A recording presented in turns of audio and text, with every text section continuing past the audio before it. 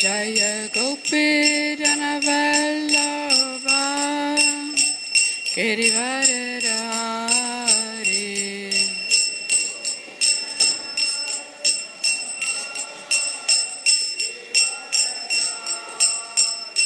Jaya Gopi Jana Vallabha Girivaradari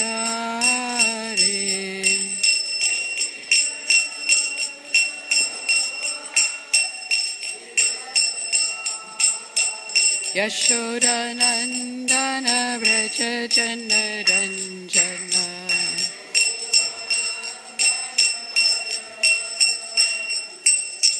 Yashoda Nandana Vraja Jana Ranjana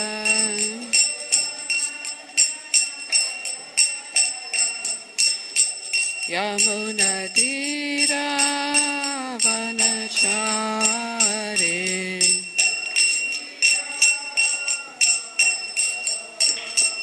Yamuna Tira Vanachari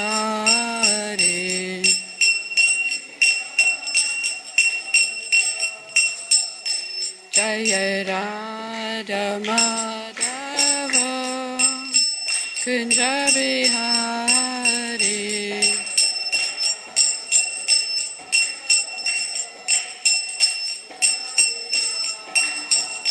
Jaya Radha Madhava Kunja Bihari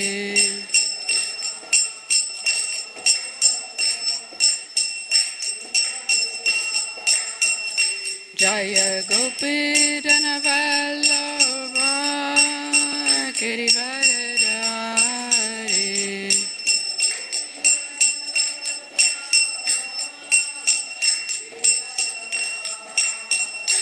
Jaya Gopi Jana Vallabha Girivaradari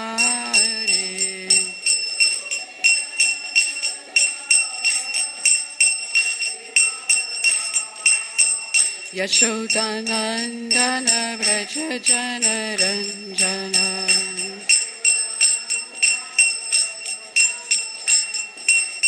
Yashodanandana Vraja Jana Ranjana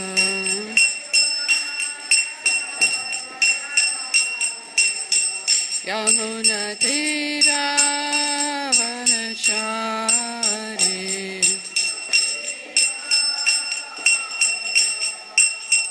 Yamuna Tira Vanachari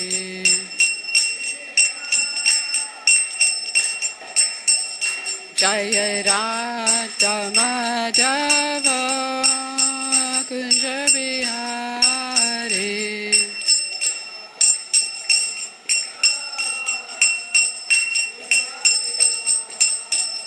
Hare Krishna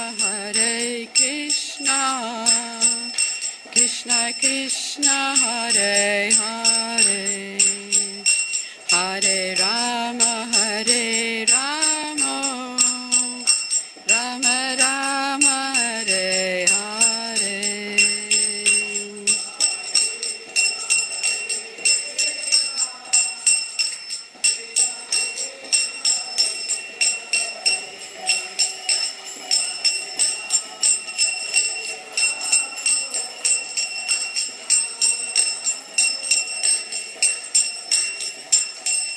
Hare Krishna Krishna Krishna Hare Hare Hare Rama Rama Rama Hare Hare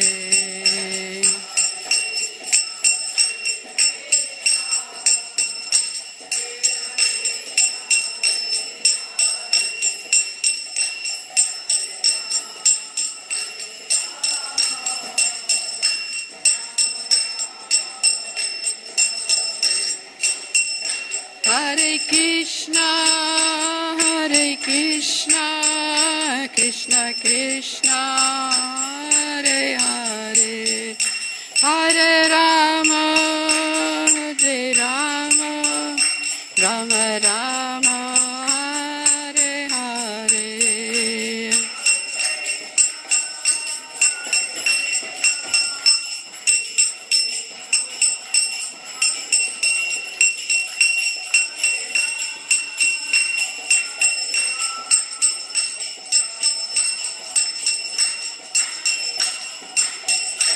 Jaya Jaya Prabhupada, Prabhupada, Prabhupada, Jaya Jaya Prabhupada.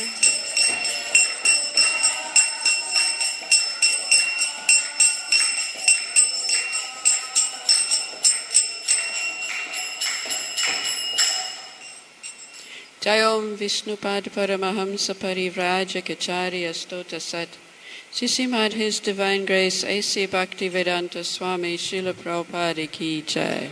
ISKCON BBT Founder Acharya His Divine Grace Srila Prabhupada Ki Jai. Ananta Koti Vaishnava Vrinda Ki Jai. Namacharya Srila Haridas Thakur Ki Jai.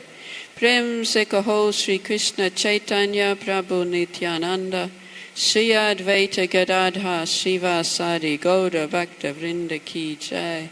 Shri Radha Krishna Gopa Gopinath Shama Kun Radha Kun Giri Govardhan Ki Jai. Braj Bhumi Vrindavan Dhama Ki Jai. Navadvip Mayapur Dhama Ki Jai. Jagannath Puri Dhama Ki Jai. Ganga Mai Ki Jai. Yamuna Mai Ki Jai. Bhakti Devi Ki Jai. Tulsi Maharani Ki Jai. Samaveta Bhakta Vrinda Ki Jai. Go Brahmanandi. Hari Hari. All glories to the assembled devotees. Hare Krishna. All glories to the assembled devotees. Hare Krishna. Glories to the assembled devotees. Hare Krishna. All glories to Shri Guru and Shri Gauranga. All glories to Srila Prabhupada. Om Namo Bhagavate Vasudevaya.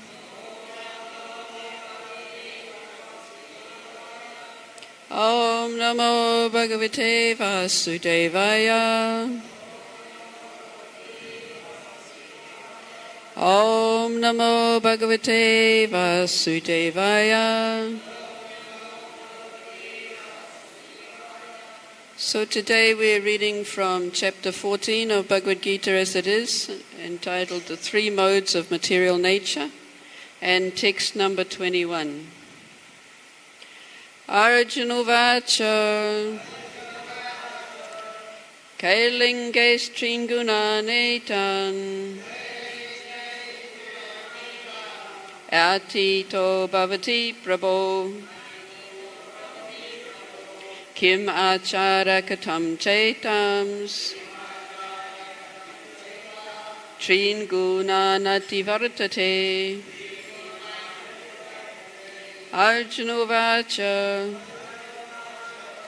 kair liṅgais trīn guṇān etān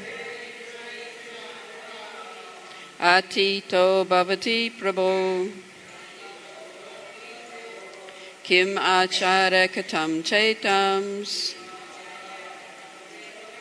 trīn guṇān ativartate. Arjuna uvāca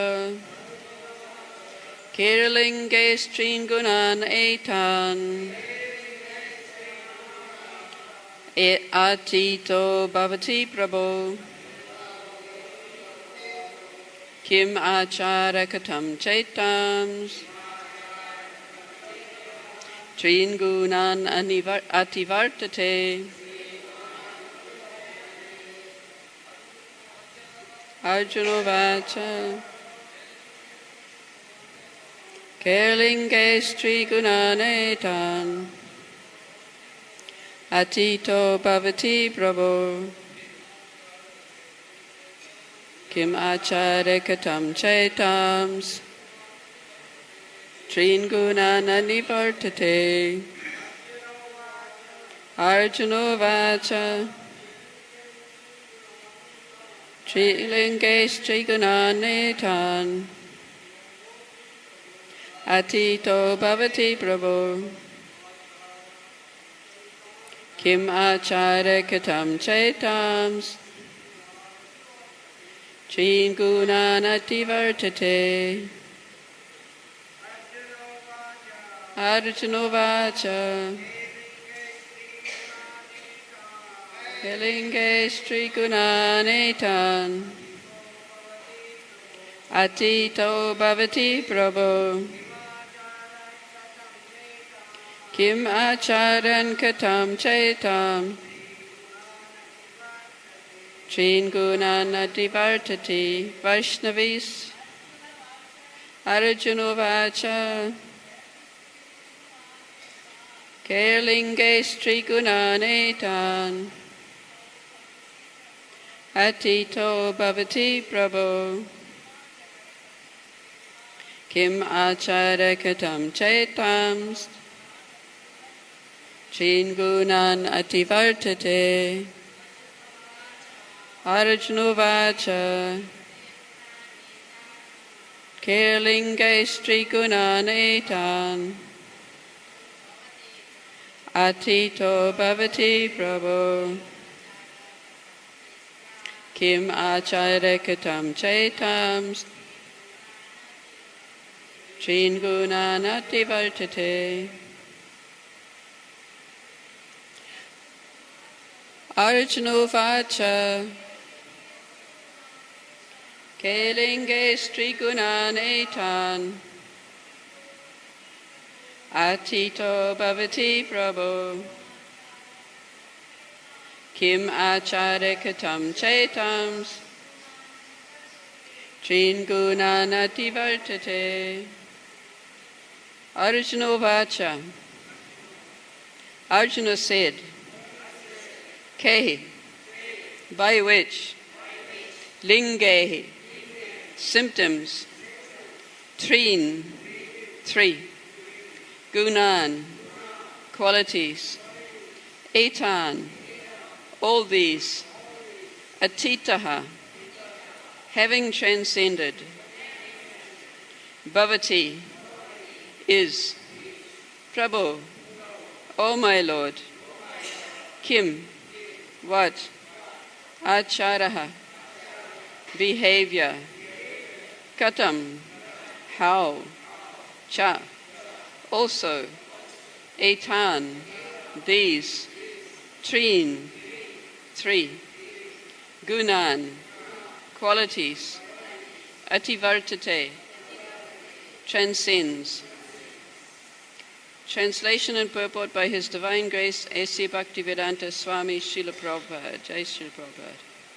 Arjuna inquired, O my dear Lord, by which symptoms is one known who is transcendental to these three modes? What is his behavior, and how does he transcend the modes of nature? Please repeat. Arjuna inquired, O my dear Lord, by which symptoms is one known who is transcendental to these three modes? What is his behavior, and how does he transcend the modes of nature? Purport. In this verse, Arjuna's questions are very appropriate. He wants to know the symptoms of a person who has already transcended the material modes. His first inquiries of the symptoms of such a transcendental person. How can one understand that he has already transcended the influence of the modes of material nature? The second question asks how he lives and what his activities are. Are they regulated or non-regulated? Then Arjuna inquires of the means by which he can attain the transcendental nature. That is very important. Unless one knows the direct means by which one can be situated always transcendentally, there is no possibility of showing the symptoms. So all these questions put by Arjuna are very important, and the Lord answers them. Almajnanatimirandasya gananjana shalakaya chakshurunmalitam yena tasmai Shri Gurave namaha Shri Chaitanya manobhistam stapitam yena bhutale swayam rupa kadamayham dadati swapadantikam Vandeyaham Shri Guruho Shri Yuta Parakamalam Shri Gurun Vaishnavamscha Shri Rupam Sagrijatam Sahagana Raghunathan Vitam Tam Sajivam Sadvaitam Savadutam Parijana Sahitam Krishna Chaitanya Devam Sri Radha Krishna Padan Sahagana Lalita Sri Visakan Vitamscha He Krishna Karuna Sindhu Dina Bandho Jagatpate Gopesha Gopika Kanta Radha Kanta Namostate Tapta Kanchana Gaurangi Radhe Vrindavaneshwari Vishabhanu Sute Devi Pranamami Hari Priye Vancha Kalpatarubhyascha Kripa Sindhubhya Evacha Patitanam Bhavanebhyo Vaishnavebhyo Namo Namaha Nama Om Vishnu Padaya Krishna Prestaya Bhutale Srimate Bhaktivedanta Swaminiti Namane Namaste Saraswati Devi Gauravani Pracharine Nirvishesha Shunyavadi Paschatya Deshatarine Jai Shri Krishna Chaitanya Prabhu Nityananda Shri Advaita Gadadhar Srivasadi Gaura Bhakta Vrinda Hare Krishna Krishna Krishna Hare Hare Hare Rama Rama Rama Hare Hare Arjuna uvāca kair liṅgais guṇān etān atīto bhavati prabho kim-ācāraḥ kathaṁ caitāṁs trīn guṇān ativartate. Arjuna inquired, O my dear Lord, by which symptoms is one known who is transcendental to these three modes? What is his behavior and how does he transcend the modes of nature? So Srila Prabhupada in his Purport, his first sentence, he says, in this verse Arjuna's questions are very appropriate. So Srila Prabhupada is very kindly pointing out to us that these questions are very important to us as well. This is not just theoretically. We need to be able to apply these principles in order that we can gauge our progress in spiritual life. Because unless we understand how much we're getting free from the modes of material nature, we will not be able to progress in devotional service. Sometimes we just take it for granted that we're engaging in sadhana bhakti. We're doing all the things that have been asked of us. But we need to actually understand how these are helping us to get free from the modes of material nature.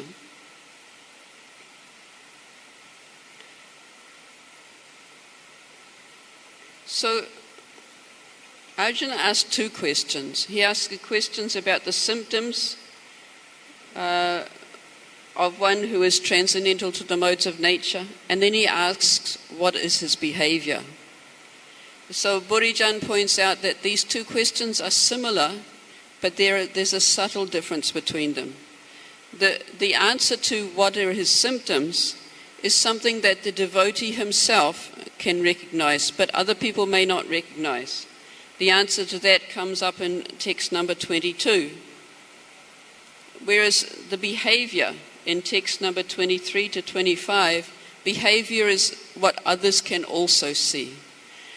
Similarly, in the Nectar of Devotion, when Rupa Goswami is describing the qualities of an advanced devotee coming up to the point of bhav, he describes symptoms which we can recognize, that people can't imitate. So we need to know who is an advanced devotee, but we also need to know this first part, how we can tell our own advancement. So the basic point is the same, that through this knowledge that Krishna is giving us in this third part of Bhagavad Gita.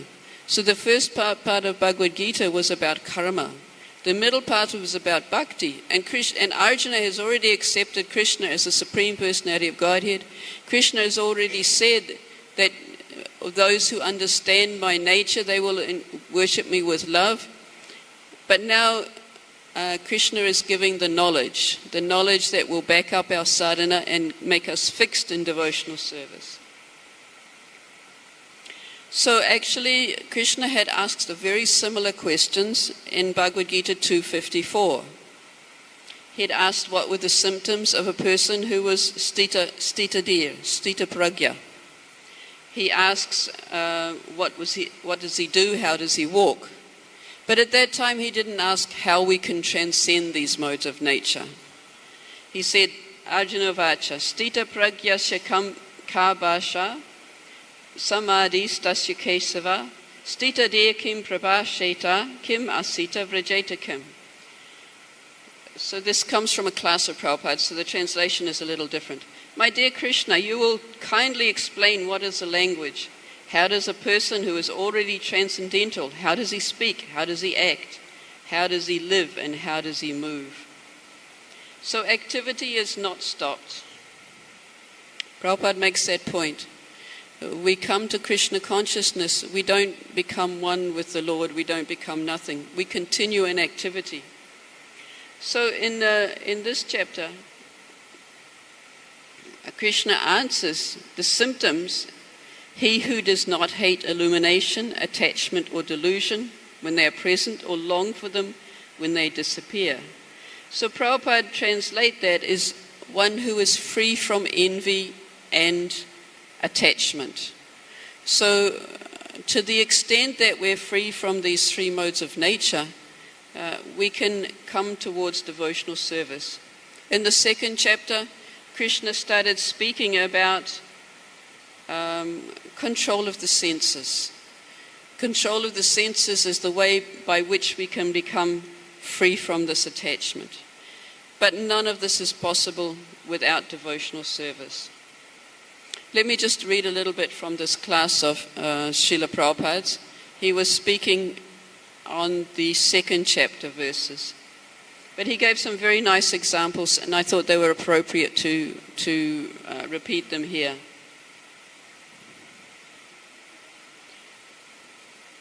So Prabhupada says the first symptom of a self-realized soul is that he does not make any plan for his prosperity. We are all busy making plans for what we want. But a self-realized soul, he has no plan, because he has dovetailed his plans with the Supreme Personality of Godhead. Therefore, he has nothing to do. But Prabhupada stresses we should not be imitating that. We should not just sit down and say, I have no plan, Krishna can do everything. He said we should realize our own level. One who is advanced, Prabhupada says, without coming to the highest stage, one should not imitate. Krishna asks, he'll give a proper answer, because our mind is a factory of creating so many plans. But one who has dovetailed himself with the Lord, he has nothing to do for plan making. He simply has to follow the Lord's instructions. That is the first symptom. Without reaching that stage, we should not pose ourselves, I don't have to think about anything, I don't have to think about the future. No, gradually we will come to the stage where everything will happen automatically. But in the present moment, we should give up plan making. We should follow the instructions from the parampara. Just like an apprentice is working. He's working in an apprenticeship. But he is not making his own plans. He is following the plans from his superior. When he's elevated, when he's qualified, then he can make his own independent plans. Similarly, we must accept the plan coming through the direct channel, which is the parampara. The plan and instruction coming from Krishna, we have to accept. Just like Arjuna. Krishna is instructing Arjuna, and we have to understand how Arjuna has accepted Krishna. So in the 10th chapter, Arjuna accepted Krishna. He said, Param Brahma Param Dhama Pavitram Paramam Bhavan Purusham Sashvatam Divyam Adi Devam Ajam Vibhum. Arjuna said, Krishna, I understand, you are the Param Brahma. So we are Brahman. We are spirit soul, we are Brahman, but Krishna is Para Brahman. Like we say in Brahma Samhita, Ishvara Parama Krishna. We are little Ishvaras, but Krishna is the Paramishvara.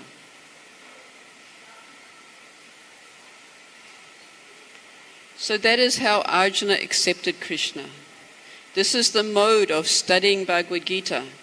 If we don't interpret in our own way, if we really want to study Bhagavad Gita, then we must follow how Arjuna has understood Krishna after hearing Bhagavad Gita. Here is the evidence. If you want to study Bhagavad Gita, you have to accept this statement of Arjuna, because Bhagavad Gita was explained directly to Arjuna. And if you don't accept the appreciation of the direct person who heard Bhagavad Gita, who should you believe?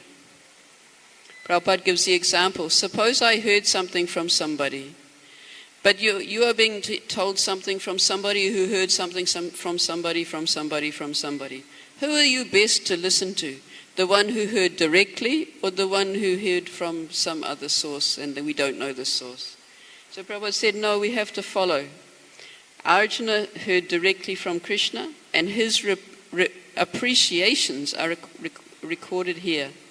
Therefore, if we want to study Bhagavad Gita, we have to accept the appreciation of the direct hearer, Arjuna. If we do that, then we can get the right thing. But if we change it for our ulterior motive, as some annotators doing in the case of Bhagavad Gita, we will not be able to understand Bhagavad Gita. So Prabhupada is talking about some of these symptoms, about not having honor or blame, not having distress or happiness. He says, suppose someone praises me. Oh, Swamiji, you are very great. Oh, I've been to some institution. I've got my MA. I get the degree and everybody applauses. But if one is situated in transcendental consciousness, he will say, what is this degree? This degree is due to my body only.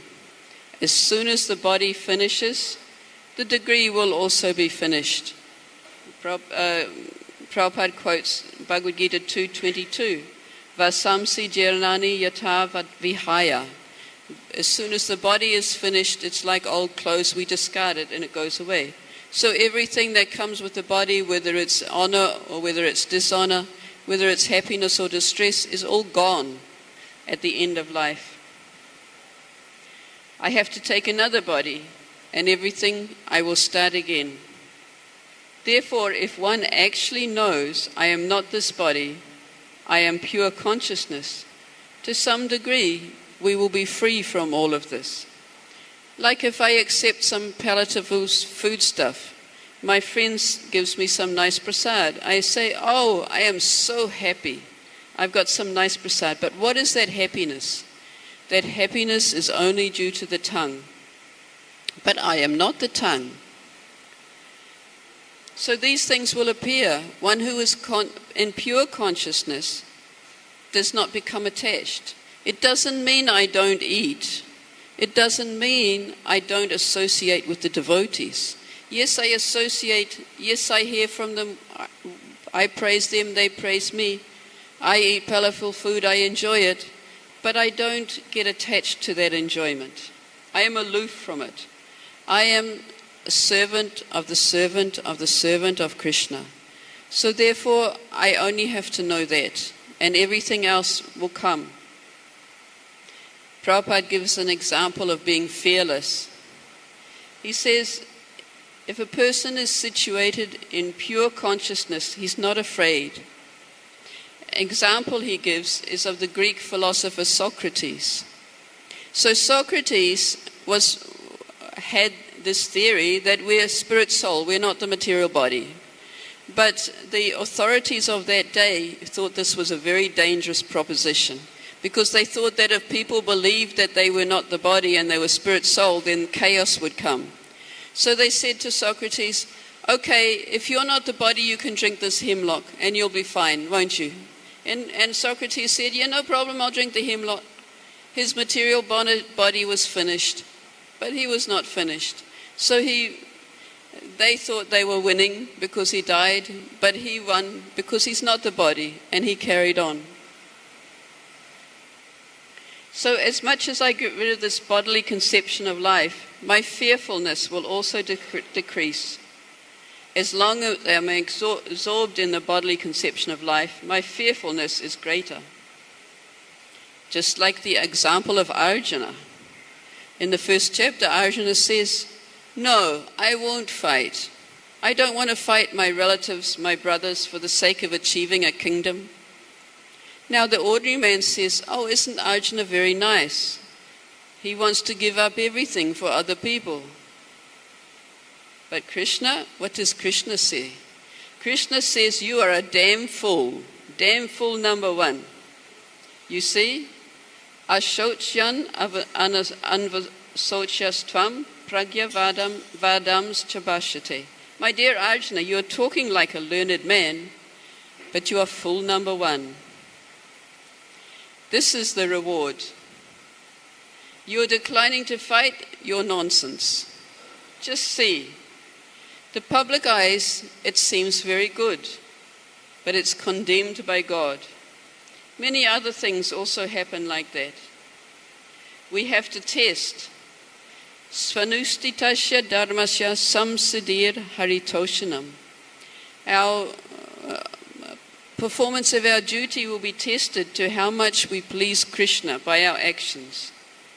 And in the end, Arjuna took action. He fought. After hearing the Bhagavad Gita, he engaged in the fight.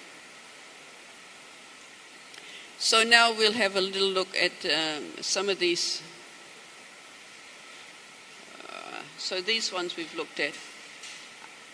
After Krishna explains the symptoms of the person who is transcendental to the modes of nature, and then the activities of a person who have transcendental nature, then he's describing the process of elevation, which is in text 26. It's a very famous verse and a very important verse.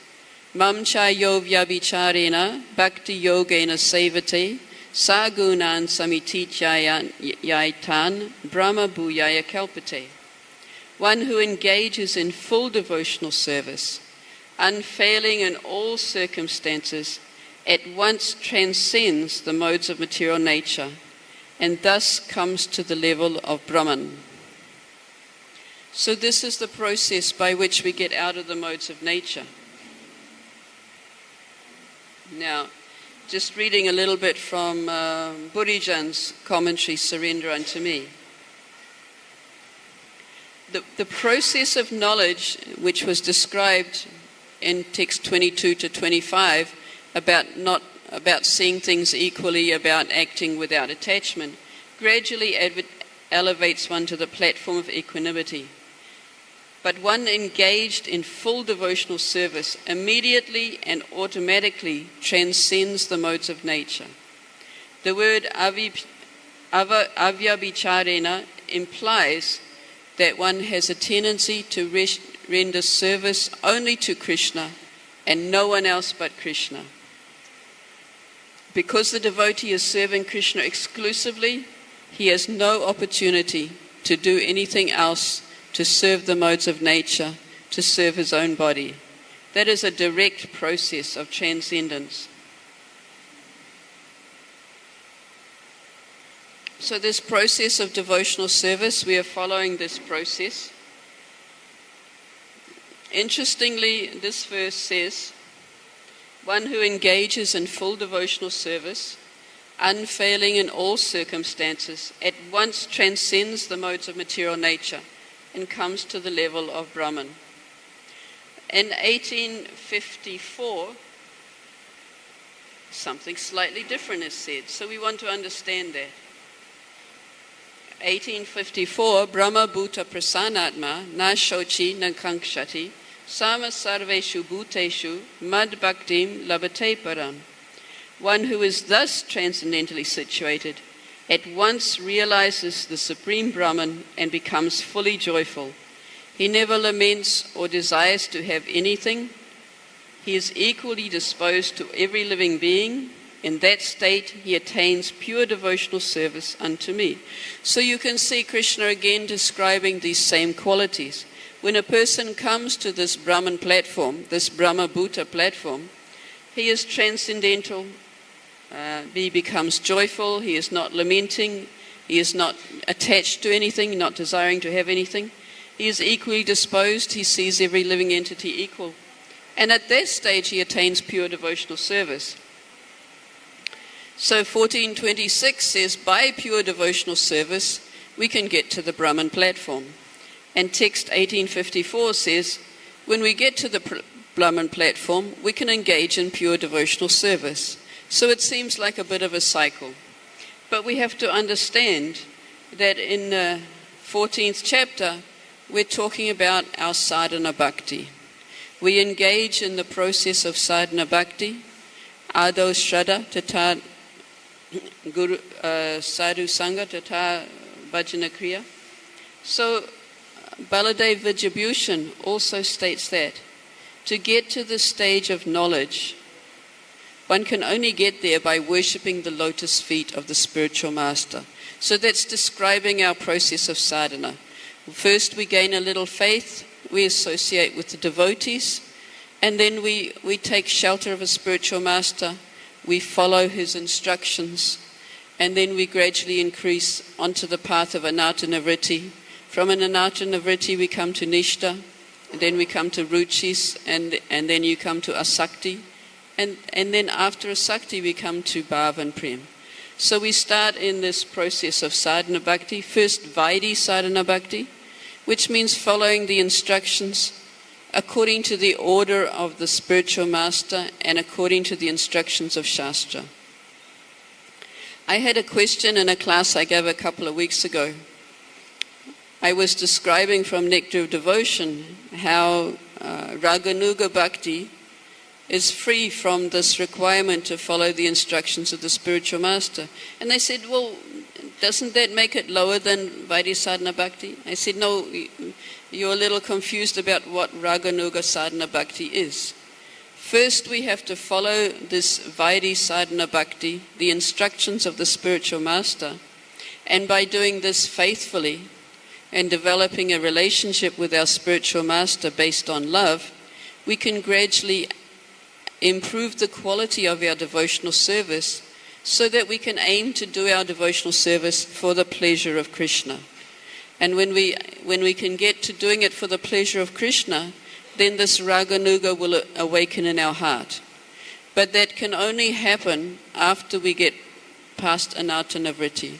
Because as long as we're attached to the modes of material nature, as long as we're attached to our comfort and our pleasure and our needs, we will not be able to think of the needs of Krishna. Prabhupada was explaining in that class that one is absorbed in Krishna's plan, he will have no time for his own plan. So the two things are not going together. One must get rid of one's own plan. One must come to anartha-nivritti, come past anartha-nivritti, in order to get to Raganuga Bhakti. So then as Raganuga Bhakti develops, then we will become more and more purified, more and more interested in doing what Krishna wants, and we will become transcendental. And that will be the Brahma-bhuta platform. Once we've got past anartha-nivritti, we're at the Brahma-bhuta platform. And then we can come towards pure devotional service. So as we come through, nishta means firm, convinced faith in the process of devotional service. Then ruchi, we get some attraction to serving Krishna. This is described in the fourth verse of Shikshastakam. Nadanam na janam na sundarim kavitam va jagadish shakame mama janmani janmanishwari bhavatad bhakti rahaitukitvayi.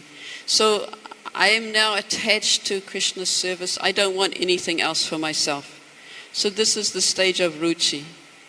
And then we come to asakti, which is the fifth verse of Shikshastakam. Ayinanda tanuja kinkaram patitam mam vishabhe bhavambaro kripaya tava pada pankaja stitadali sajisam vichantaya. O son of Maharaj Nanda Krishna, I am your eternal servitor, yet somehow or other I have fallen into this horrible ocean of birth and death. Please pick me up from this ocean of death and place me as one of the atoms of dust at your lotus feet. So this is the point of asakti. And at this point, we start to realize our relationship with Krishna, and we start to get some idea of Krishna himself and about our relationship with Krishna. And gradually from then on, our eternal form and our eternal relationship with Krishna will begin to manifest itself. And then we get further and further advanced. So at that point we can come to Brahma Bhuta Prasanatmi, Na Shochi Na Kankshati, Sama Sarveshu Bhuteshu, Mad Bhaktim Labhate Param. Then we can come to pure devotional service. We come to Bhav, which is the budding stage, and Prem, which is pure devotional service. Where did I list? Okay, just a few things more.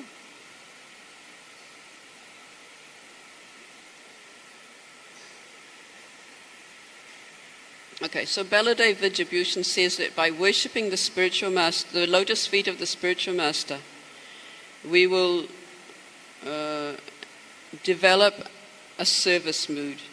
And that service mood is opposed to the mood of enjoyment. So therefore, if we develop the service mood to our spiritual master, we will start to become detached from wanting to enjoy for ourselves. And as I said, as we develop that relationship with the spiritual master, then that ultimate result will be we'll also develop that relationship with Krishna, because the Guru is here to introduce us to Krishna. The Guru is the representative of Krishna. So we think of ourselves as my Guru's servant. We may be allured by the modes of nature, but if we're surrendered to the Guru, we will not heed those pushings of the modes. So therefore the attitude of devotion, not merely the activities that will carry us to perfection. Bhakti is both for the sadhaka, the practitioner, and the siddha, the perfect devotee. The karmis and jnanis, they have one process for their sadhana, and they give up their sadhana and they want to achieve some other goal. But bhakti, we do bhakti as a sadhana, and it also becomes our process as a siddha. Prabhupada, he's going back to Prabhupada's purport. This verse, which is 14.26, is a reply to Arjuna's third question. What is the means of attaining to the transcendental position? The material world is acting under the spell of the modes of material nature. One should not be disturbed by the activities of the modes of nature. And instead of putting his consciousness into such activities, he may transfer his consciousness to Krishna's activities. This is known as bhakti yoga. One who engages himself in the service of Krishna or his plenary expansions with unfailing determination, although these modes of nature are difficult to overcome, can overcome them very easily. This has already been explained in the 7th chapter. Devi yesha gunamai mama maya durachaya mamevya ye papajanti mayam etam tarantite. The material nature is very, very difficult, but if we take shelter of Krishna, then we can easily overtain it. Bhakti yoga means that the Lord is there, the devotee is there, and the activity of exchange of love between the Lord and the devotee is there. Therefore, the individuality of two persons present, Supreme Personality of Godhead and the devotee, otherwise there is no meaning of Bhakti Yoga. So this is because this verse, the following verse, verse number 27, Krishna is emphasizing that he is the basis of the impersonal Brahman. So Prabhupada in the Purport is making the point that the impersonal Brahman is not the highest realization. So Krishna is making that point by saying, I am the basis of the impersonal Brahman. Prabhupada is making the point that there is a bhakta, there is Bhagavan, and there is bhakti. And that implies a personal relationship. Then Prabhupada says, if one is not situated in the same transcendental position with the Lord, one cannot serve the Lord. To be a personal assistant of the king, one must acquire the qualifications. Thus the qualification is to come to the Brahman platform, to be Brahman, which means to be freed from material contamination. It is said in Vedic literature, Brahma eva sanpranapyati. One can attain the Supreme Brahman by becoming Brahman. This means one must become qualitatively the same as Brahman. One does not lose his Brahman identity and individual soul. So this is important for those who are misrepresenting the Bhagavad Gita by trying to say that the Bhagavad Gita is talking about impersonalism. Prabhupada would always joke at one of the famous writers of commentary on the Bhagavad Gita who says, Krishna says, surrender unto me, but this other person says, no, Krishna doesn't mean surrender unto me, Krishna means surrender unto the unknown within me, or something like that. So this is ridiculous. We must understand the Bhagavad Gita how Arjuna has understood it. We must understand that this Bhagavad Gita must be taken as a whole philosophy, and the whole philosophy goes together when we understand that there is Bhakta, Bhagavan and Bhakti. And that means that Bhagavan is the Supreme. And Bhagavan, Supreme being personally Krishna, is confirmed in so many places. In the Bhagavad Gita, in the Bhagavatam, there's the Paribhasa Sutra, Ete chamsas kala pumsham Krishnastu Bhagavan swayam. Means that of all the incarnations, Krishna is personally the Supreme Personality of Godhead, and he is above all the other forms like Narayan and that. So that's another big subject. But Krishna is known to be the Supreme, and we are the servant of the servant of the servant of the servant. And if we keep ourselves in that mental position, then we can transcend the modes of nature. And so that's why we have to occasionally ask these questions like Arjuna is asking. How far am I progressing on developing these symptoms of transcending the modes of nature? How far am I progressing on becoming freed from attachment, from being freed from seeing things as duality, good and bad, honor and dishonor?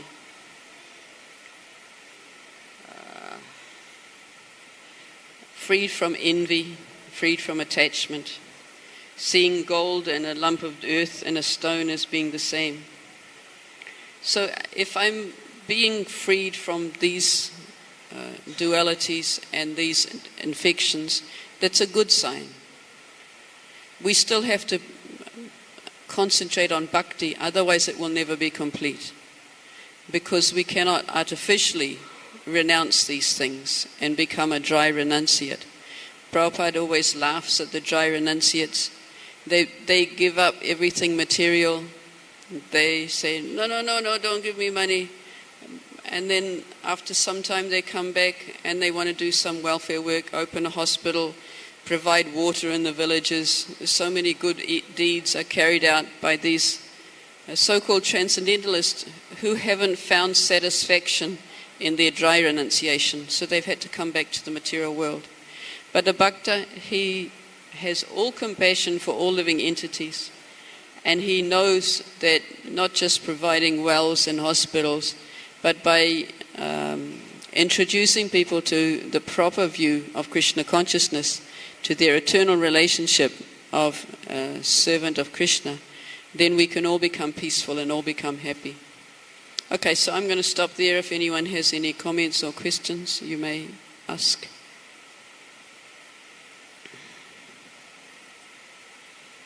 One at the back, Prabhuji. Yeah, here, bring your mic. Towards the back.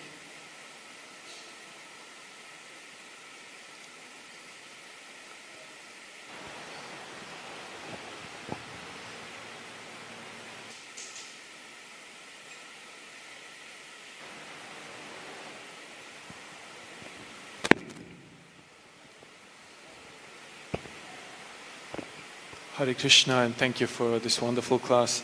You were talking about the bhava stage earlier. Could you please repeat the definition you gave of bhava? Because sometimes in the yoga scene, the word bhava is used as emotion. Yes, bhava has many meanings. In some it means emotion. But as a stage of bhakti, it's the budding stage of prem. So when we engage in sadhana bhakti, the process is given in Nectar of Devotion. The Sanskrit is given, and Prabhupada gives the Sanskrit elsewhere. Ado Shraddha, Tata Sadhu Sangha, Tabhajana Kriya, Ta Anartina Vritti Syat, Tata Nishta, Tata Ruchis, Tata Asakti, and then Bhav, and then Prem. So at that stage, our Vaidhi sadhana bhakti, our sadhana under regulative principles, takes us up to anartina vritti. We're following the instructions of the spiritual master and the shastra, and then once we get to anartina vritti, we get some taste for devotional service. So then that becomes raganuga sadhana bhakti. It's still sadhana bhakti, we're still practicing, but we start to do it more spontaneously, which doesn't mean we do it whimsically. It means that we're doing things for Krishna's pleasure, but out of spontaneous love. So above that stage, then we come to bhava. And so bhava is a budding stage of prem. And then prema also has different levels. Prema is not just a one level, there's all the way up to mahabhava. Mahabhava is the highest level. So, but yeah, in a common language, bhava also means emotion. It means in Hindi also, doesn't it? Bhav means emotion, something like that. So both are true. As Sanskrit words sometimes have more than one meaning. Thank you. Thank you. Anything else from anyone?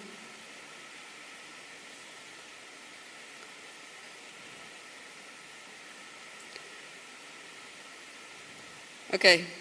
Thank you very much, everybody. Vancha kalpatarubhyascha kripa sindubhya eva cha patitanam pavanebhyo vaishnavebhyo namo namaha.